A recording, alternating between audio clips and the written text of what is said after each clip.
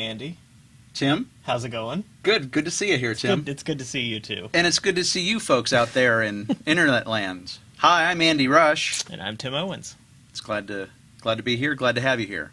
It's back to me and you, and I feel like it's going to be this way for a while, unfortunately.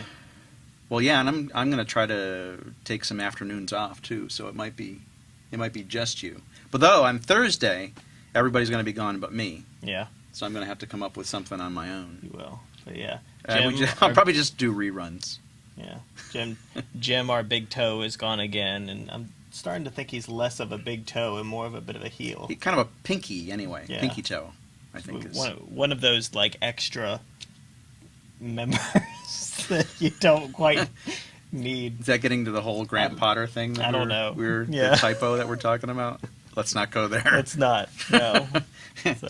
So what are we talking about today, Tim? Well, I wanted to talk a little bit about what Purdue University is doing. They've got a real big push in their information technology department for doing a lot with mobile apps, and they're doing a lot of research and development and actual, like, real development of applications that they're using both on campus, and it looks like something that I'm hoping that some of that stuff's going to get released out to the rest of us to play around with. Yeah, I had seen this, I don't know how many months ago. Yeah.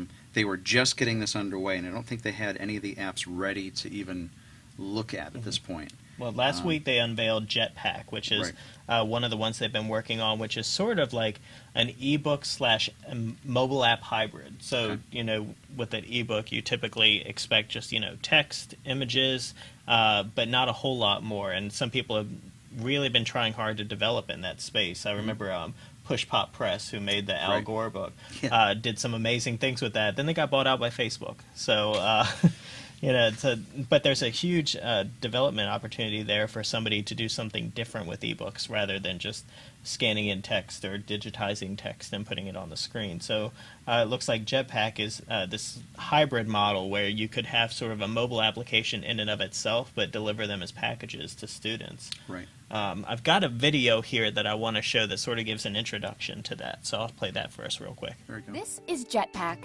It's not just an ebook. It's a new way of publishing to mobile devices like iOS or Android.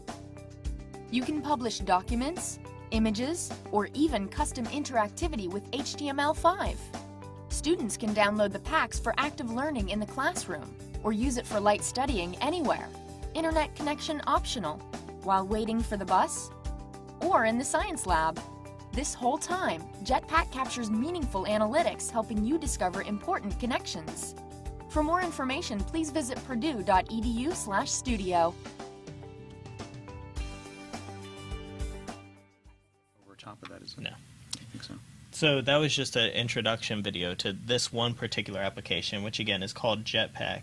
I went ahead and downloaded it. I noticed that on first glance, it looks like you have to be a Purdue student to log into it, but they do let you connect with Facebook, so people can use their Facebook account. I did the same on my old generation iPhone. Oh, wow. Not this fancy new 4S. I just have the 4. That's a shame. I have to get my Feist off my screen right now and get to the Purdue apps. Siri, can you tell Andy I'm sorry? What does it say? Yeah. It should say something like, you should, or... Please That's do. Not nice, Tim. Or Master. Yeah, I told it to call me Master, so it's got to Please do tell at least Gorgeous. that much. You're sorry. Here are some screenshots of it. So when you first go into the application, they've got, after you've logged in anyway, they've got a catalog of these ebook packs. And so I guess the idea being with this, that when you register for a class, if the class has any course content available in one of these formats, that it would be available to you here automatically. Okay, so I'm downloading this to my phone, this JPER, Solving the Mystery of the Atacama Nitrate Deposits. And I downloaded one here. This is actually another product that they're developing called Hot Seat. And so they've got a pack here with information about it. And so you tap download, and then it starts downloading, and then it's available for you to take a look at. And then you can launch the pack. And then what it is, so you've got your list of, I guess, chapters in here. And to be honest with you, like, I'll go through some of these. Here's the text on the screen.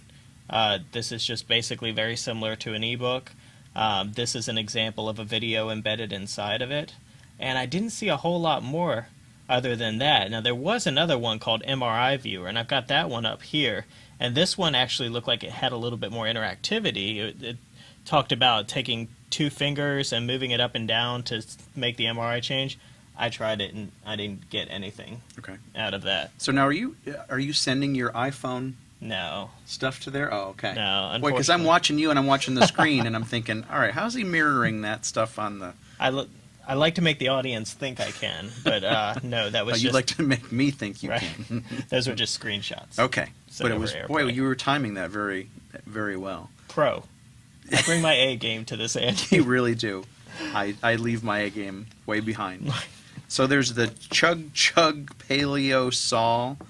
There's some really, this is really some neat content, and I do like the way that it's formatted. I guess the thing that I'm interested in is how are you going to be different from iBooks or from Kindle or things like that? Because I know with the standard ebook format, you can still embed those videos and do the thing. So how is it going to be different than just saying, here's some video and audio content inside of your ebook? Yeah, that doesn't seem too revolutionary. Now, the delivering aspect of it is great for Purdue, and I guess it could be good for other universities to be able to say, you register for a course, your Jetpack is going to load up with your packs, or however you want to use it. Just don't let it go off prematurely.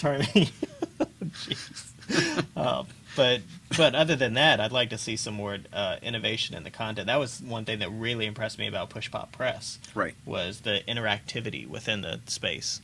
So. Well, and I wonder again whether it's going to be the kind of thing where, the iBook EPUB format is the one that takes off and is the de facto standard. Because around here, college faculty have the standard course packs and that sort of thing. Yeah. And I wonder how, what the standard for that's going to be and how that all flushes out. Or if it even needs to be a standard. Or if it needs to be a standard. I would be in favor of an HTML5 standard. Right. And they did mention in the video that in their press release that these are built on top of HTML5. Yep. So, as many things are these days. Now, you didn't, I didn't get to the MRI viewer, but... Yeah. So there were some other interesting, parts of the Purdue University projects. I should mention the website. If you go to purdue.edu/studio, you can see sort of an overview of all of these different projects they're working on. But what were some of the others? There was just one called Double Take, which is kind of like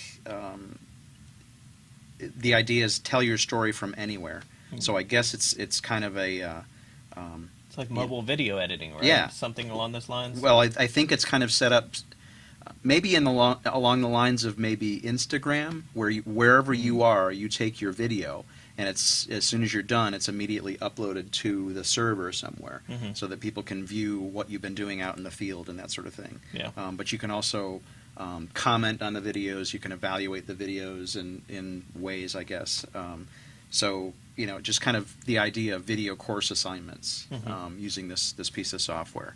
There's another one called Mixable. Tongue twister there. I don't know why Mixable shouldn't be that difficult to say. That one, when I looked at that, was almost like a social network for students. Yeah. It looked like an area where you could, as a course, collaborate on things. And it was kind of like the idea of a Twitter client and clicker system, where you'd be able to tweet, you'd be able to use your phone, text message, whatever, and then you'd have a series of questions or whatever that you could vote up, kind of like Dig. No, you're thinking of a hot seat. Oh, am I? Aren't you? Am I? Well, I think these do kind of all mix together, but you might be right. Name. Yeah, Mixable was just sort of a social network area for you, like in terms of like if you were going to use a Facebook group or something like that to collaborate as a class. But Hot Seat, that was another one that they've been working on for a while. It looks like on the site, and that was. Really interesting to me, especially Educause just put an article out on it last week where they were talking about it. And for me, I would love for them to open up that kind of software because the back channel type thing is really interesting for me in the conference type setting and in the classroom as well, and especially when you integrate polling in there. CoverItLive.com is a website I've seen that's done that pretty well in terms of a web type app.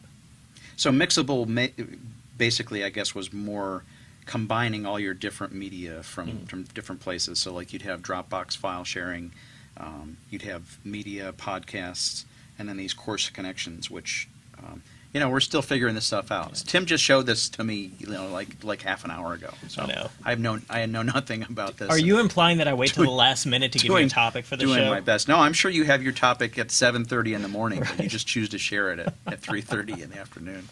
No, it's fine. It's good that we revisit this stuff and kind of see and encourage Purdue to kind of keep working on this stuff, because I think it will have some impact on what we're doing here. Someone makes a good point in the chat that, it's funny when people sort of create their own social networks when there are already social networks that exist for people to use these things. Yeah. So it's like, we're going to create our own Facebook inside this own application specifically for Purdue students, and we'll hope that they'll all leave Facebook and come to this to do that thing. And it never quite works out that way, does it? No, I mean, we've been going away from that model for a while now. I mean, these applications, I hope that this stuff gets opened up, right, so that people can experiment in these spaces and are able to download these server installations to try to do some of the stuff on their own campuses. Yeah. And I haven't gone into it enough to find out whether that's their plan or what. And I don't know if you've seen enough of it to know that as well. But not really. A lot of the stuff on the site right now it has that research and development feel to it, where it's like not quite ready, but here's the stuff we're working on. And as a model for a department, I think that's really awesome. Yeah, sure. I'd love for DTLT to be doing more of that, where it's just like, we personally blog about the things that we're working on, but to have that forward-facing site that says, here's some major defining projects that we're working on and goals to shoot forward for that, I think is really awesome. Yeah, and it'll be interesting to experiment in the space. And of course, they're a larger university; they can scale to that level to where they can be building these mobile applications. I thought it was interesting that 4 out of the 5 of the applications there was one other called Signals that was more about analytical information for figuring out where your at-risk students are and how to identify them, and that one was less geared towards the mobile side. But Jetpack, Double Take, Mixable, and Hot Seat all were geared around mobile devices. Everything they were showing off, the screenshots and everything, they were showing cell phones, and that to me defines the era that we're living in.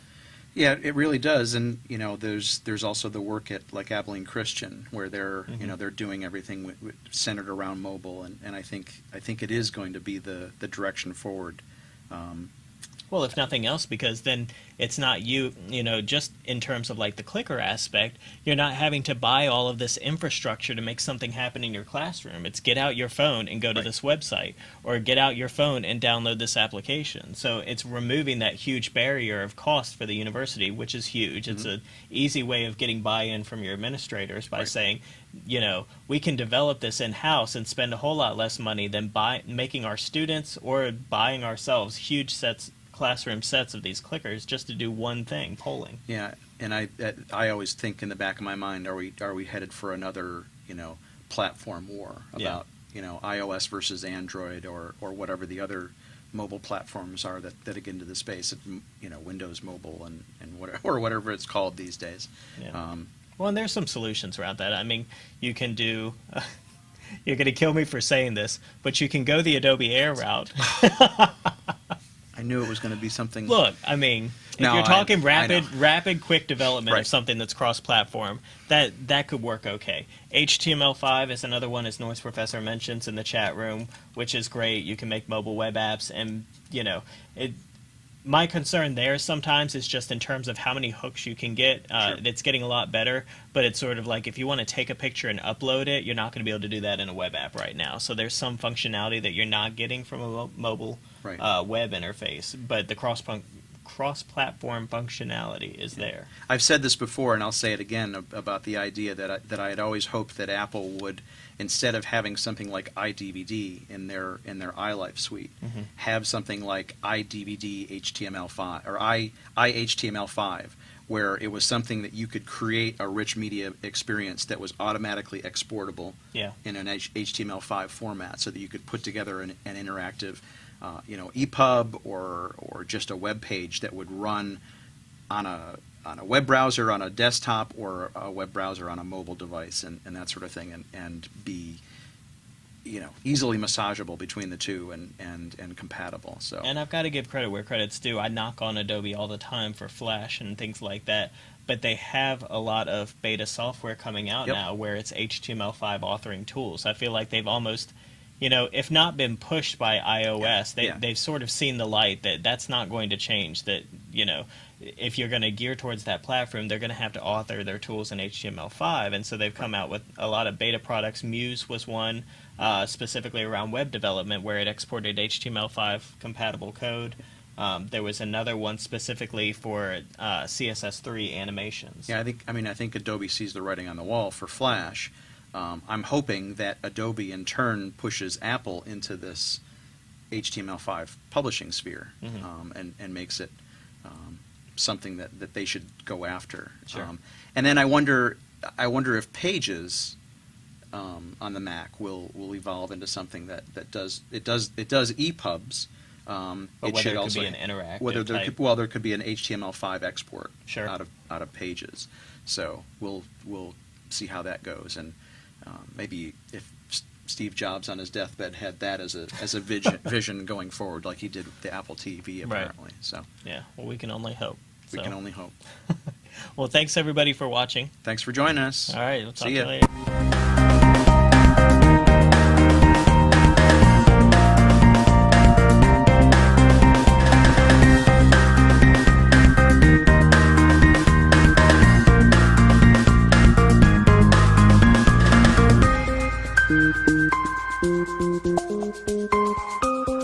Thank you.